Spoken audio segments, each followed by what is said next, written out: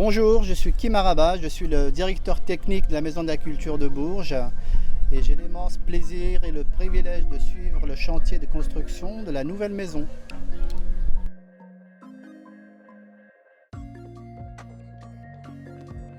Actuellement et malgré la période post-Covid, il y a environ 35 personnes qui travaillent sur ce chantier, bien sûr de différents corps d'État, principalement de second État, puisque le gros œuvre est fini déjà, est terminé. Donc nous avons les personnes en charge du bardage, de l'isolation, du chauffage, de la climatisation, de l'élec, des réseaux audio, des réseaux éclairage scénique et ainsi de suite. Pour le gros œuvre, cela fait 2 ans que les entreprises sont sur le chantier, puis plus on avance, plus les seconds corps d'État arrivent au fur et à mesure pour finir par exemple les gradins et les essais acoustiques.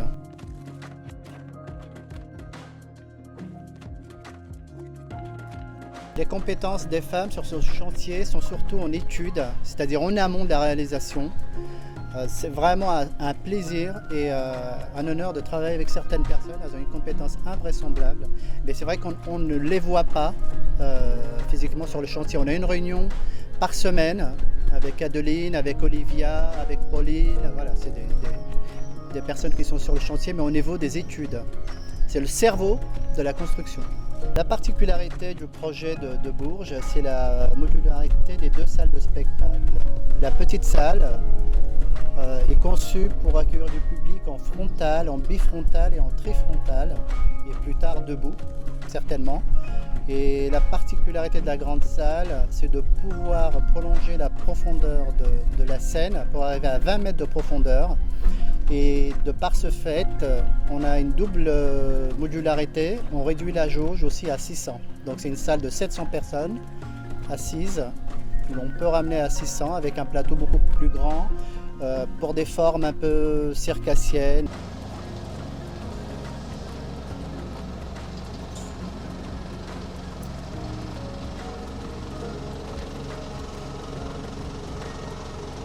La salle de répétition, dans le programme, elle a été conçue pour pouvoir disposer de quasiment la même superficie que le grand plateau, de façon à permettre aux compagnies de vraiment répéter dans les mêmes conditions de spacing, c'est-à-dire de mise en espace, notamment pour la danse, que le grand plateau.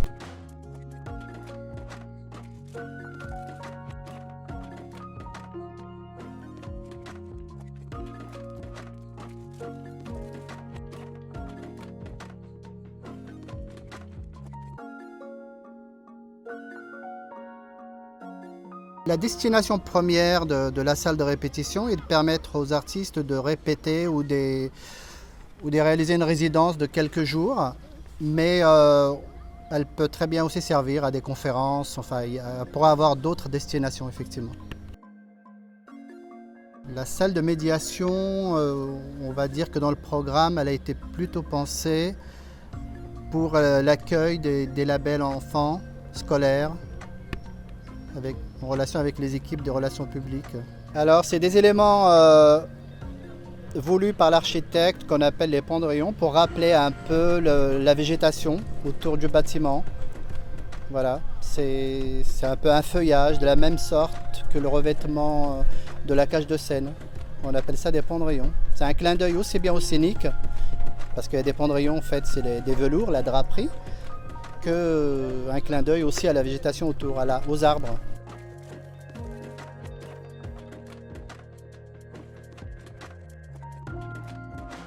Alors, c'est plus qu'un grand escalier, il se veut comme un petit amphithéâtre aussi pour descendre aux entrées de salle, mais c'est véritablement une signature de l'architecte qu'il nous faudra bien sûr faire vivre, quoi, mais voilà, mais c'est vraiment une des signatures du bâtiment voulu par l'architecte.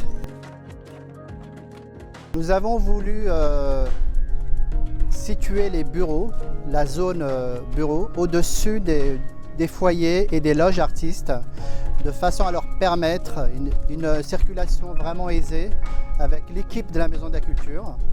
Donc les bureaux sont au niveau sérocourt, les loges et les foyers sont en dessous.